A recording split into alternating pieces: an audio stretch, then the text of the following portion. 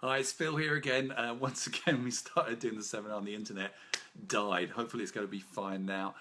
So we were talking about Christmas and how for some people Christmas is a great time, and for other people it's a very mixed time. So what I'm going to be looking at is skills and tips for dealing with the stuff of Christmas that often causes people trouble. And thankfully, I've had a few people emailing in and Facebooking in saying, "Hey, these are things I'd like you to discuss, Phil." So I'm going to take them one thing at a time. First thing there's some core things that seem to always be problems around Christmas. The first one is that people have to hang around other people, and very often the people we're hanging around with at Christmas are people we possibly might try and avoid for the rest of the year, but at Christmas we just can't avoid it.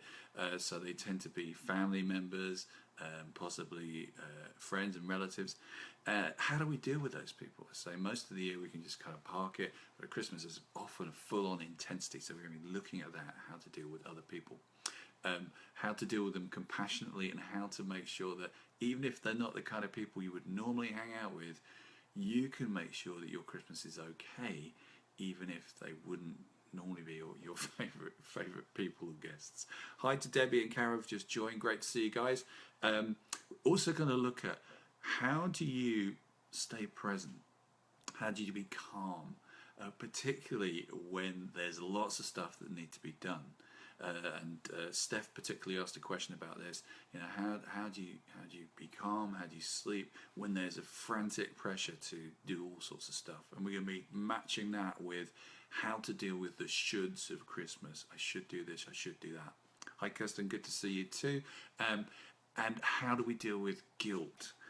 People putting us into a position of guilt and us accepting it, and how we avoid that, how we step away from that. We're also going to be looking at how do you say no to people, which is linked as well to the good. Hey Cara, good to see you all the way from New York. How do you say no to people? How do you, and this is something that Jen asked me, how do you deal with them when they don't get it? They don't get that no, and they just keep on wanting your time. And linked with this saying no, of course, is saying no to foods. There's a whole bunch of foods that come our way at Christmas, some of which are fine, but some which aren't very good for us, or if we had too many of them, they're just not good for us. So how do we not overdrink? How do we not overeat at a time when that just seems to be all part of the Christmas joy? We're going to look at some strategies for that. I've got a little list here. You can see me looking to one side of the questions. How do we plan to have fun? Hi Maurice, nice to see you too. And how can we make sure we are in the best possible state for Christmas? So those are the general things. If you've got any extra questions, pop them into Facebook. It doesn't tend to show up on the phone that I'm doing it from, but hopefully it will show up on the news feed on this bit I'm looking at. It hasn't ever so far, it's supposed to, but hey, things don't always do what they're supposed to do. So, welcome, and let's begin with the others, the dealing with others. It seems to be such a core thing. And I've talked about this in some of the other seminars, but it's worth mentioning again because it's such a core problem. I would say one of the biggest problems we have generally is dealing with others. You know, we've got to deal with ourselves, of course, but dealing with others, it produces so much possibility for us to get into the wrong state. So let me just describe what I mean by state. State means, what state of mind are we in? What state of mind are we in? Which bits of our brain are we switching on? And unfortunately, whatever particular state we get into will have a physiological effect on us. So it will change our body chemistry. It will change the way our nervous system processes. It will change our focus of attention. And to some extent, you can think of states, if you want, to be a bit like hypnotic trances, in that you could argue that when we're anxious, what we're doing, if we look at the definition of hypnosis, which is a limited focus of attention, that tends to be all we can see in that moment. It's like it completely envelops us. Equally, you could say that being happy or being present is almost like a trance, that we just become really into that state.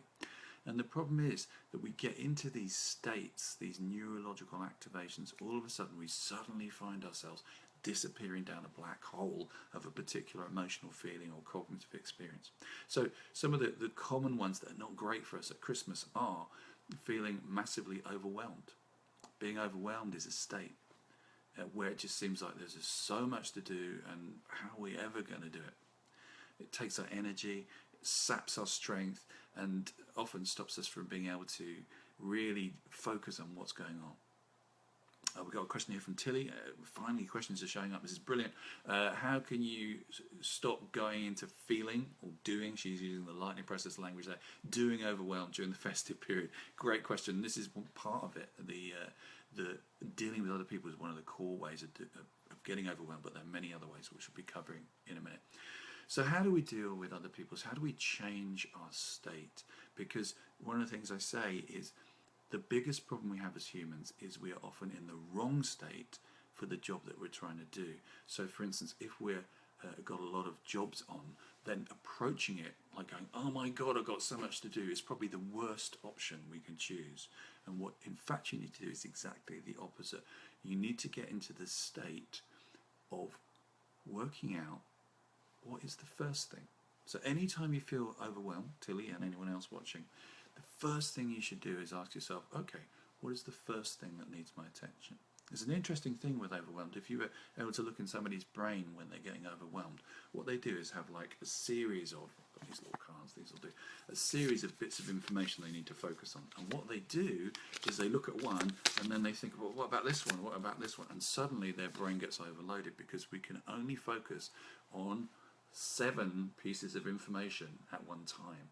Any more than 7, fit my fingers in the screen, any more than 7 is too much. And what happens in the studies are that if you give people a list of about 7 pieces of information and you add a couple of more pieces of information, some of the information will drop off because we just can't process it all.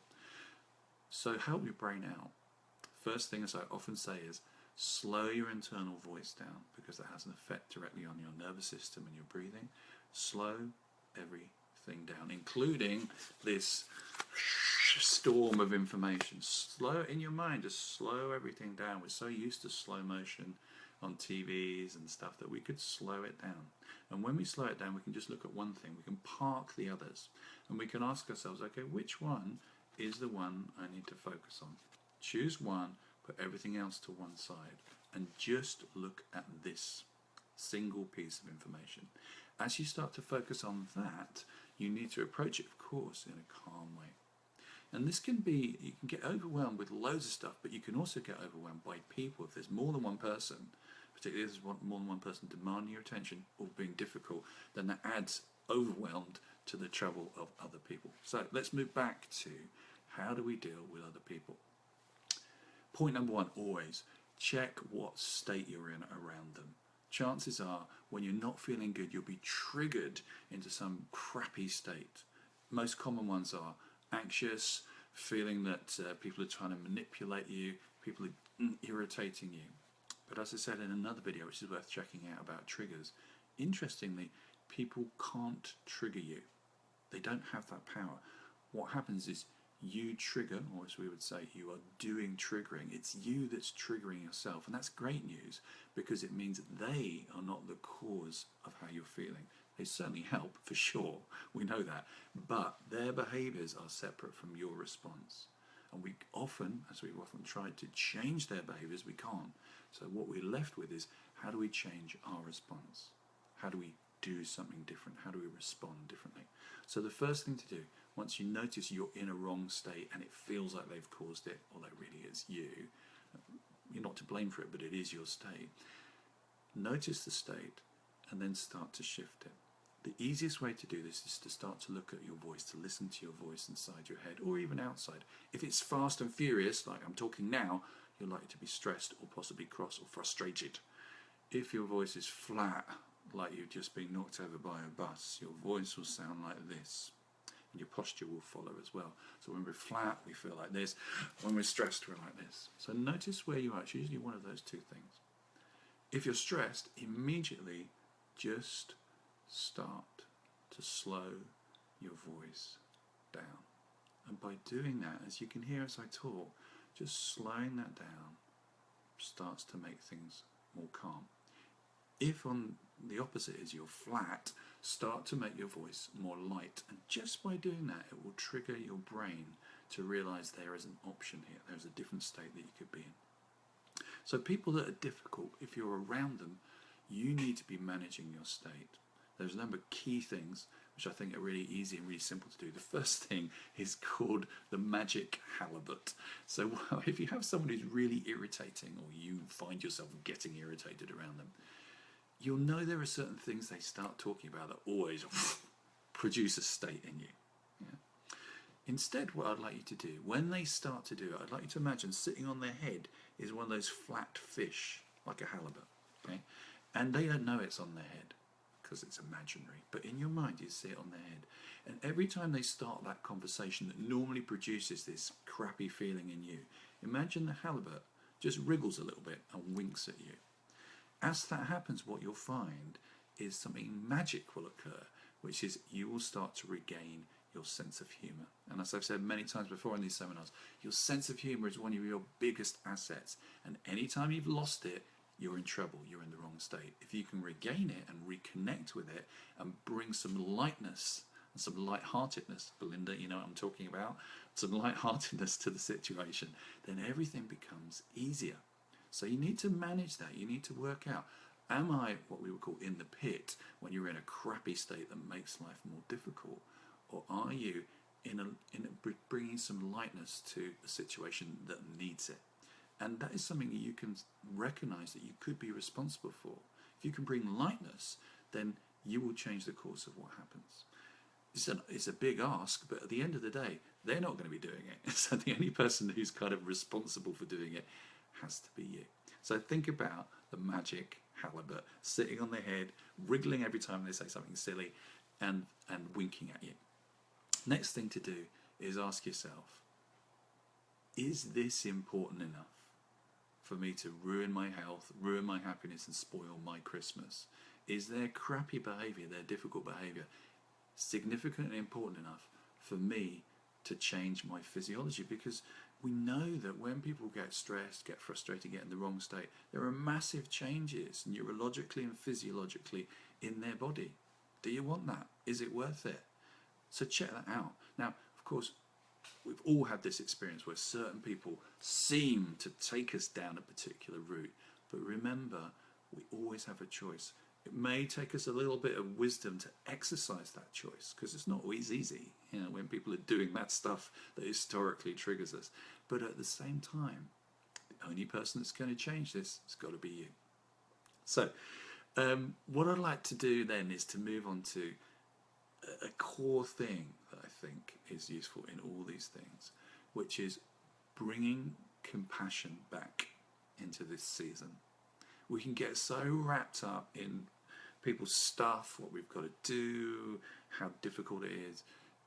If we can bring a sense of compassion, which is also a state, bringing compassion to ourselves and also to these difficult people, because if they're difficult, the chances are they're not having a good time. Why are they not having a good time? Because they're being triggered by stuff too. Yeah, when you think about it, if somebody's in a crappy state, something is going on for them. So bringing some compassion, thinking about, well, what if I could give that? What if I decide this Christmas to bring some kindness? In fact, that's probably one of the best things you could bring to any situation, but particularly at this time of year. Some kindness, some compassion for yourself. And again, you know, if you look at any work around compassion, it says, first thing you need to do is bring it to yourself before you can bring it to anyone else. Otherwise, it's kind of hollow. Hi, Sarah. Nice to see you too. So bringing some compassion this Christmas might be one of the best gifts you can give to yourself and give to others. So we looked at very briefly dealing with other people, recognizing that maybe you just need to let it go because it's just not important enough. So Jen asked specifically about, what if you've got people who are difficult and you want them to not be there and they don't take the hint? Sometimes you can be really clear, you know, this relationship is toxic and not working for me, but they may feel that they want to be there at Christmas. Maybe they're related to you, or they're, you know, friends of friends. If that's the case, then what you need to do, so I'm just going to remove that notification, then what you need to do, if you've been very clear and they've not taken the clear hint that you don't want them around at Christmas, and it's just become one of those things that you can't now influence, the die is cast, they're coming, then at that point what you need to do is recognize this isn't something you can change, the actual attendance of this person. What you can change, therefore, or have to change, is how you respond to them. Because remember, they cannot make you ill. They cannot steal your energy. They cannot wind you up. Although, absolutely, that's how it feels. It really does feel that way. All they do is they lay the bait. They set the scene. They give you the invitation to get into that state, but it's always your choice. And sometimes the invitation is almost impossible to resist. Sure, we've all been there. But every time we've got into those old patterns, into those old states, we notice it doesn't really help us. If we could have a time machine and go back, we'd probably choose not to engage in that crappiness. No matter how they were, us responding in that way probably didn't make the situation better. And the wisdom of hindsight, if we could have that in the moment, if we could really notice that we're getting into a bad state and shift it, that would be very cool. So what are the core signs of being in a bad state? Well, you guys know, I'm sure, maybe you want to type them in. Number one, lack of sense of humour. If you've lost your sense of humour, you are definitely in the wrong state. What else? Lack of compassion, lack of kindness, lack of being able to see somebody else's perspective, lack of taking care of yourself, finding yourself compelled. Also, finding yourself being young. So if you find yourself acting like a teenager, you're definitely in the wrong state, unless you are a teenager watching this. So if Rosie's watching it, you're allowed to be a teenager. But for pretty much everyone else, we're not teenagers anymore. So when we find ourselves regressing, then we're in the wrong state. Finding ourselves saying things that are nasty or sharp or, stuff that we wouldn't normally do. This is a good example of being in the wrong state. So all these things are great signs that should tell us, oh, we're in the wrong state, time to do something different. Because the real killer is, if they're in the wrong state, which they probably are, and you're in the wrong state, it all goes wrong. It's like two drunk people having an argument. So be responsible for your state. It's not the simplest or easiest thing in the world, but it is one of the most useful things you could possibly do, particularly in these difficult situations when you've got someone with you you'd rather not be with, but they are there. If you can't change the fact that they're there, then you have to deal with the environment in a different way, and that will free you up, because there isn't really an option. Either you're going to suffer, or you're going to decide, okay, I'm going to deal with this differently. It's just the way that it is. So I hope that answers your question, Jen, of how you deal with people who don't take no for an answer and turn up anyway. Next one, Steph asked, okay, what about, I'm rushing around all the time, I'm getting stressed before Christmas and not sleeping, what do I do? Well, again, this is a state question. It's often linked to this whole overwhelm thing that I talked about at the beginning. Hi, Eliza, lovely to see you too, and Yvonne. If you're overwhelmed, then you're not present. You're constantly thinking about the next thing. What you need to do is start to slow things down and think, okay, what do I need to do in what order? Then what you need to do is ask yourself, what state would be a really good state to be in when I am doing this thing? Because quite often what people do, they prioritize things. They make a list which depresses them to start with because it's massively long. So if you do make a list, then just focus on the thing you're doing now. Don't be doing that thing and thinking about the next 4 things you've got to do, because that would just kill you. You need to stay focused. Yesterday I had the pleasure to meet a world championship boxer called David Hay, and we were talking about, he was talking about boxing and how he feels when he's in the ring. And apparently when he goes in the ring, before the bell goes, his heart rate is completely normal. He's as calm as you want. And when the bell rings, suddenly his physiology comes in and he's ready to fight. And then he says, the only thing I'm aware of in the entire world is my opponent and what my trainer is saying. Everything else disappears. And you hear this a lot in peak performance, that people have the ability to focus purely on what is important in this moment. Not thinking about the TV coverage or his ex-wives, I don't know if he has any, or his difficult childhood, if he has that, or whatever, or the audience, whatever it may be. Just being present to what is.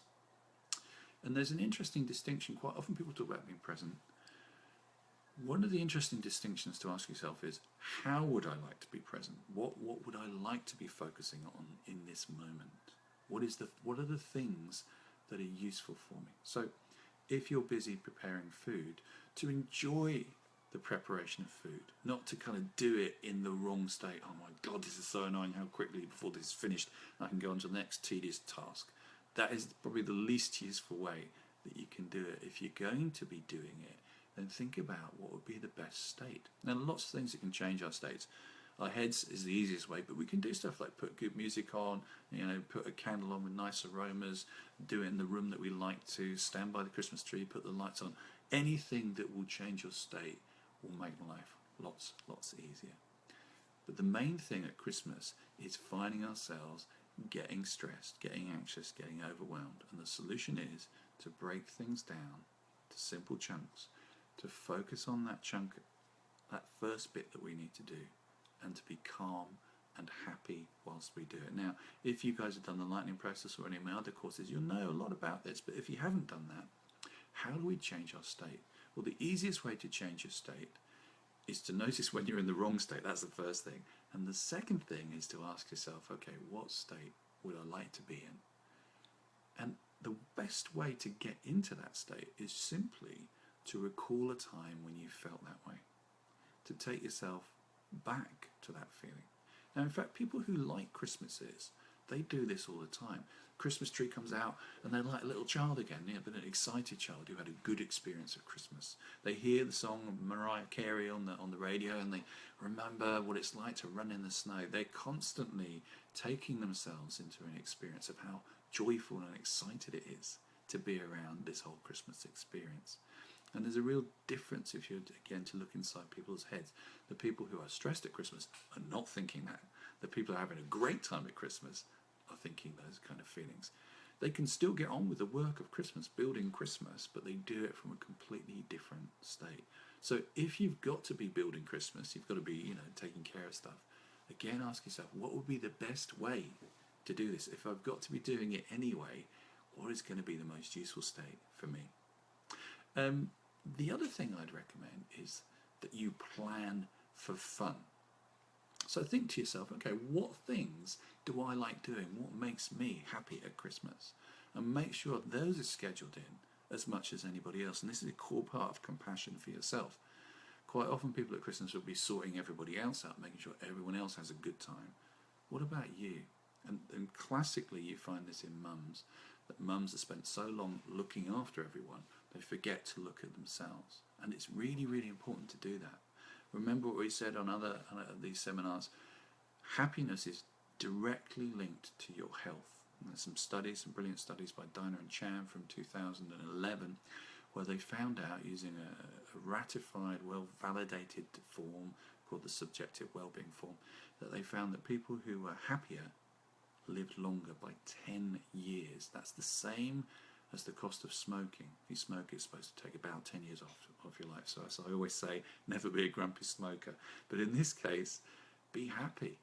Take that happiness. Make sure that you are taking time for yourself. It's really important. It's really important.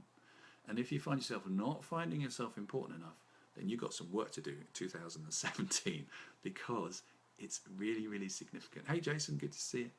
It's really significant for you and everyone to make sure we're taking care of ourselves, not to the exclusion of everybody else, but at least to the equal. We must make sure we're taking care of ourselves, because if we're not well, we're not happy, how can we possibly make other people well and happy? How can we take care of other people? So, plan for fun. What things do you like? Make sure you do some of them. And then the shoulds. The shoulds often come from thinking what other people want. That's fine to consider other people. But when our life is dominated, and the season is dominated by trying to sort everything else out according to some rules, we need to check out whether that's really working for us.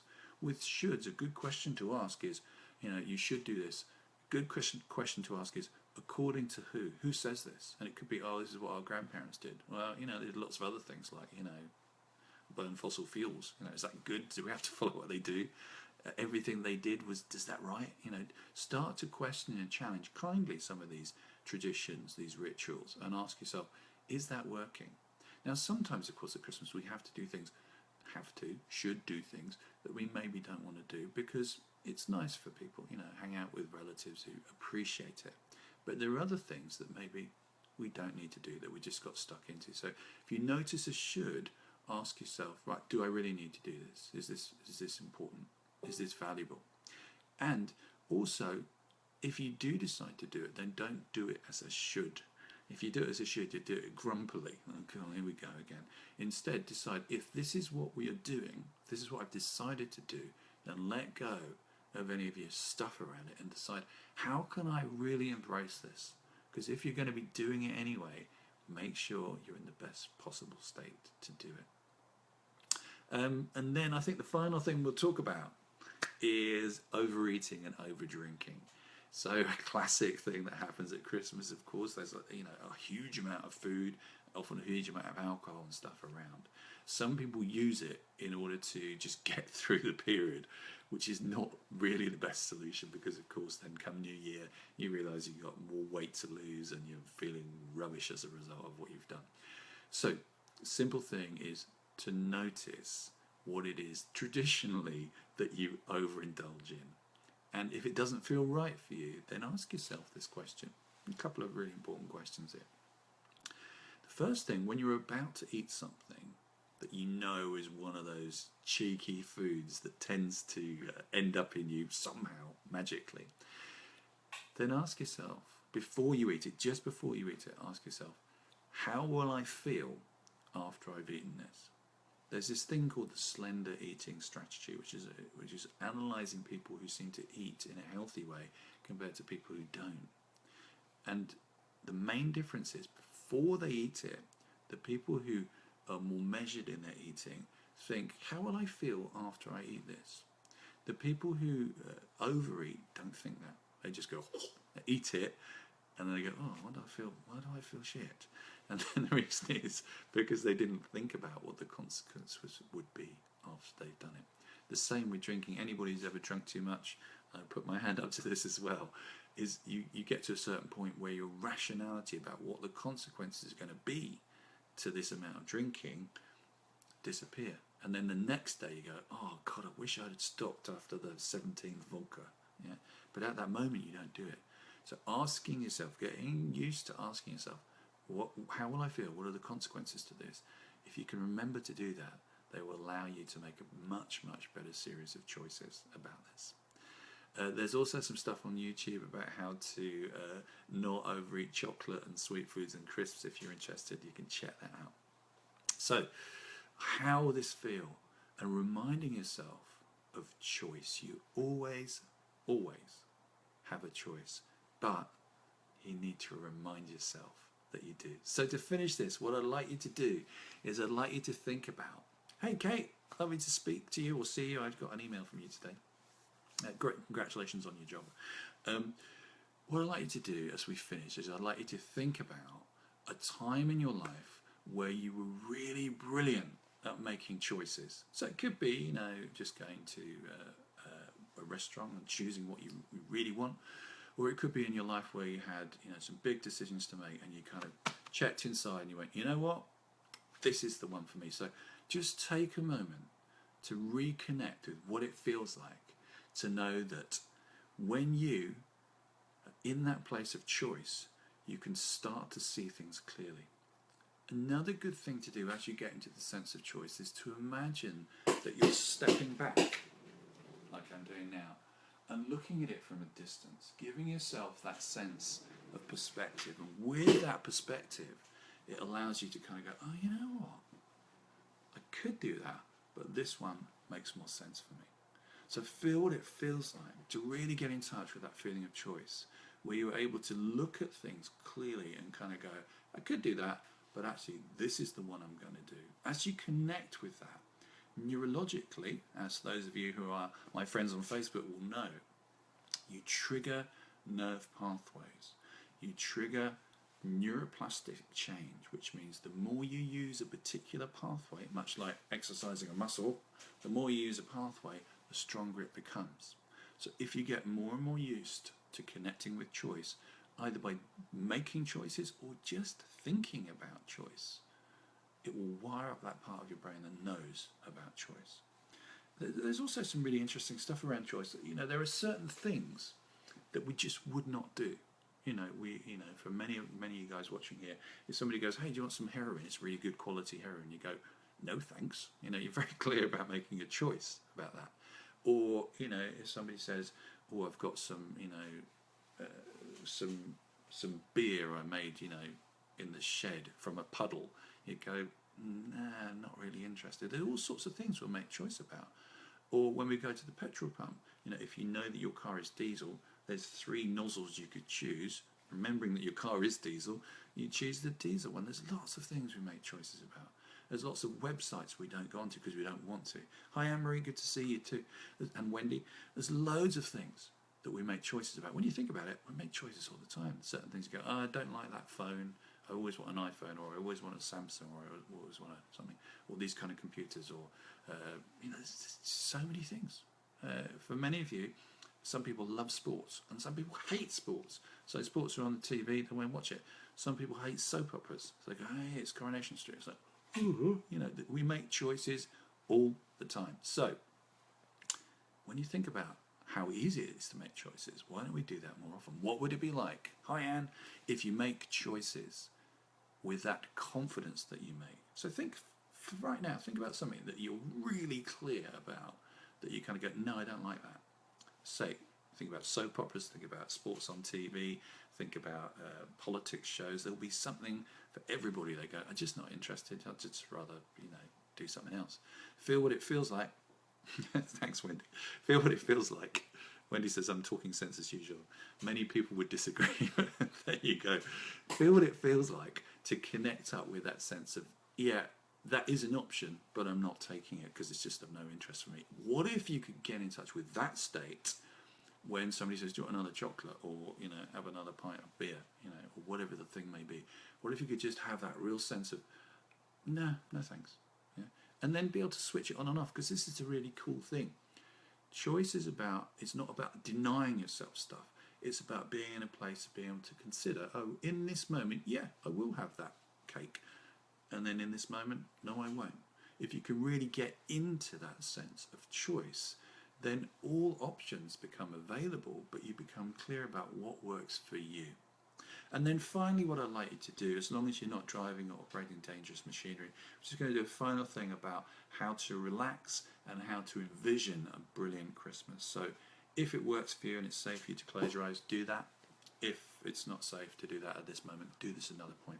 What I'd like you to do is just take a few moments to notice your breathing, to feel what it feels like, to connect up with yourself, to take a few moments to turn inside, to breathe, and as you do, to allow everything to just slow and settle. Imagine watching leaves falling gently on the wind, or snowflakes, or the gentle roll of the ocean waves. That sense of everything just settling. And as it does, allow yourself to go back to a time when you felt deeply, deeply calm and relaxed. And as you connect up with that, you can also begin within this relaxation to imagine the little beginnings of glittery excitement about something in the future that maybe you don't even know about yet. So to mix that feeling of calmness with a confidence about something in the future, just starting to glimmer and sparkle and intrigue you. And then as you look towards Christmas, what I'd like you to do is imagine that the Christmas is infused with a beautiful colour, a beautiful glow, a beautiful shimmer. As you look at it, it starts to look more and more and more intriguing. Imagine also that there's a beautiful smell or aroma that you see around Christmas. And that for you may be some roast food or some Christmas tree smell, or whatever for you, as you look at Christmas in your mind, just starts to bring out something you hadn't noticed before, something that's curious and intriguing, so you can allow yourself to be pleasantly surprised about something you didn't even know yet was just around the corner. And then as you do that, allow your unconscious mind, the playful part of you, to come out and embrace something new that maybe you haven't felt for some time. And you can be intrigued, excited and curious about exactly what it is that your unconscious mind is going to reveal to you about things that you thought you already knew, but much like watching a great movie, when there's a really intriguing and pleasant, surprising plot twist. You can be intrigued as to what it is that shows up for you as a result of allowing yourself to let go, to create some space, and to allow a little bit of magic back into your future. And so guys, have a great Christmas. I'll be on Facebook until Christmas. I'll probably be doing something in the new year. Bring yourself back, having listened to that, but with a renewed sense of what is possible for you in this intriguing time of the year where things shift, things change. And I'll speak to you guys as I do a seminar in the new year about how you can have a fantastic 2017. You take care now. Bye.